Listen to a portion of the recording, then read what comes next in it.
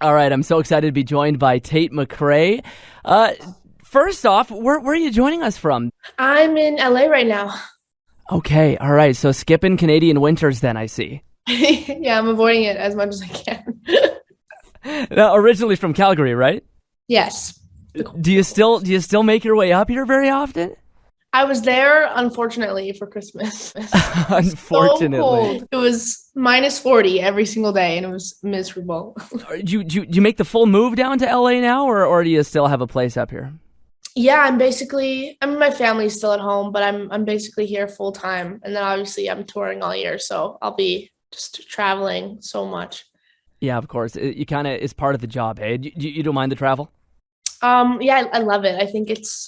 I'm very, very lucky to be able to travel the world and just do what I love. I think it's very, very cool. Now, we're going to get to some of your new music in just a bit because obviously just listening to your new single, which is pretty spectacular. So going to get to that in a moment. First, though, I do want to start by talking a little bit about your earlier career, which started with dance, right? That's kind of how you got into this whole thing? Yeah, I was started dancing when I was 6 years old and basically was a competitive dancer my entire life. And eventually started a YouTube channel when I was like 13. And that's kind of how I like transitioned over into music. Well, and the 13 is a kind of a magical number. You were on So You Think You Can Dance, which, I mean, 13 years old. What was I? I maybe had done like a Christmas pageant for school at that point in time. Yeah, I was young. That's pretty young. What was it like to be kind of thrust into that at such a young age? I think I've always been like a very old soul. When I was 12, I felt like I was 19. Like, genuinely, I didn't even feel like a 12-year-old. So I think I was like thrown into insane situations that are like so stressful. Like, so Union Dance was crazy. Yeah, and then like meeting with labels and stuff when I was 13 years old, it was a whirlwind for sure. Yeah, but like, there's something about being naive that probably helps you a little bit, right? Like, you don't even know how big a deal some of this stuff is. No, no, no. Like it definitely made it way less stressful because I didn't even know the capacity of what I was doing. Like I just like you don't even realize that live TV is really, really live, and if you mess up, you mess up. And it's a lot of people that are watching. Yeah, Now, that's when I look back at like even photos of myself at 13, but certainly videos, I'm a little bit embarrassed because I mean, obviously, I was 13 at the time.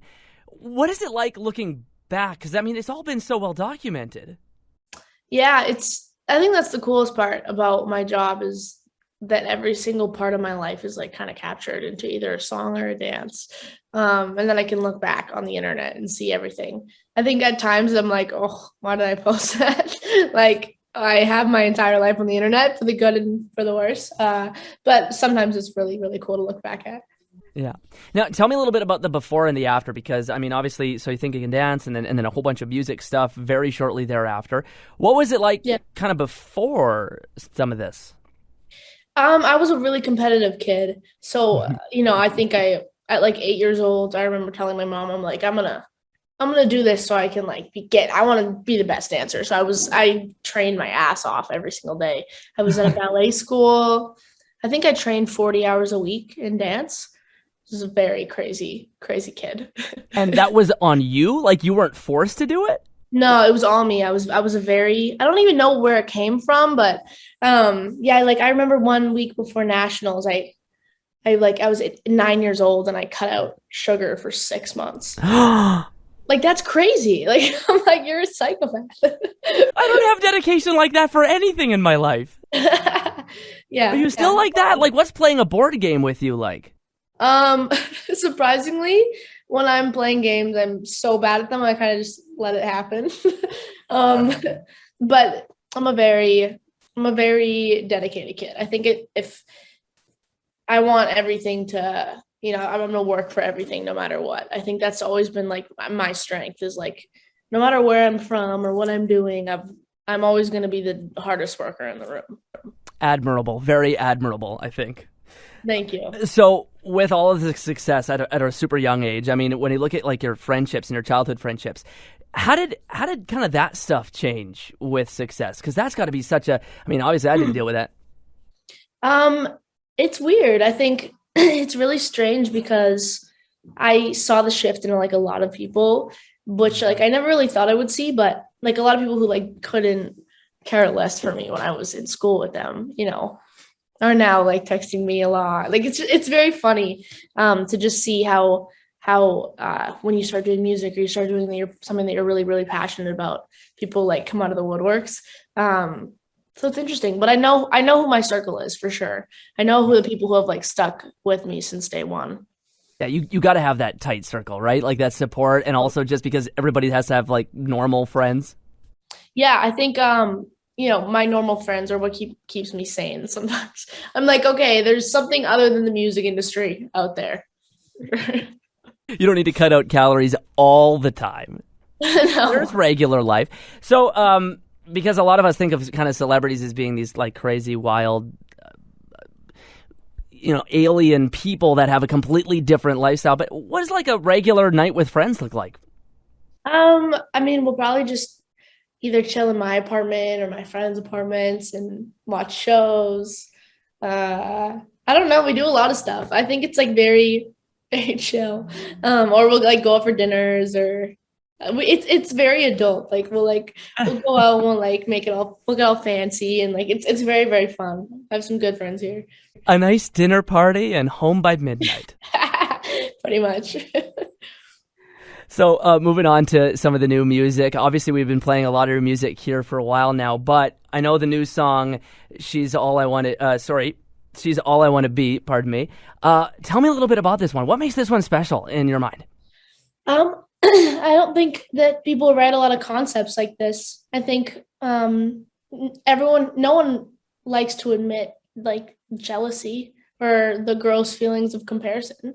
Everyone wants to look like they're on the better end of that, but it's a very normal feeling that everyone goes through because everyone's forced to feel that way with social media in our lives so much. So I think it was a very special song to me because it was like, it's like a heart-wrenching song if you strip it back and put it to piano. But then again, it's like super fun and I can jump to it at shows. So I think it's like a perfect mix of both worlds. I kind of like that though. I like that when songs have like a different sound from what they're actually saying, and then all of a sudden when you take a moment after you've been dancing along to actually think about it, then it's like, oh my goodness, there's so much more here than I thought there was. I like that. It's kind of fun. Thank you. So tell me a little bit about some of the writing process on this stuff. I wrote the song by myself. So the process was me lying on my stomach in this recording room with a producer at the front. I was just typing on my computer, and then I, after an hour of writing, I was like, okay, can I track this?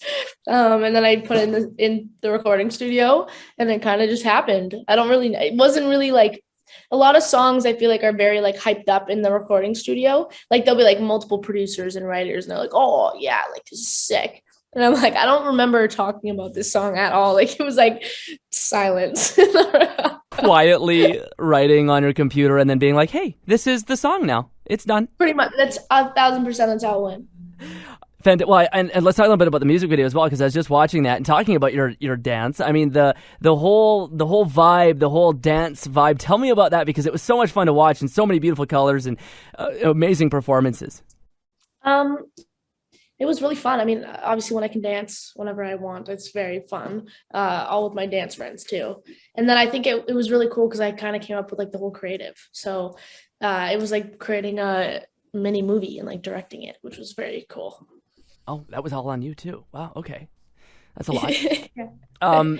We've been kind of in a pandemic for 2 years now, which by the way is a good chunk of your career at this point in time. So haven't really had much of an opportunity to do much touring and stuff.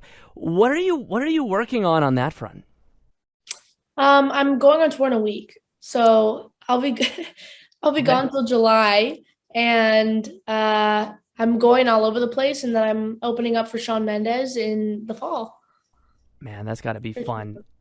I know we've been talking a lot about your dance. Is that going to be a big part of the tour? Have you put together some pretty crazy choreography and stuff? Yeah, it's going to be really fun. I'm bringing 2 dancers, and then on Shawn I'm bringing, I think, like 6. So it'll be It'll be so fun. I literally just like can't wait to get up on stage and experience that. Well, you probably haven't seen like most of your fans up until this point. So to play some of these No. places.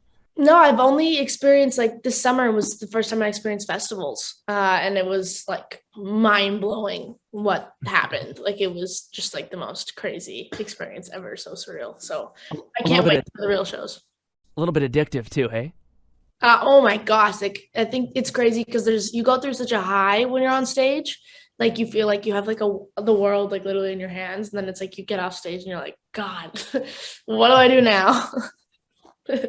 Well, a week from now, very cool. Enjoy the tour, of course. Hopefully, we can see you on your way through. And thank you so much for chatting, Tate. Thank you for having me. I appreciate it. It was a delight. All right. Talk to you soon. Talk to you later.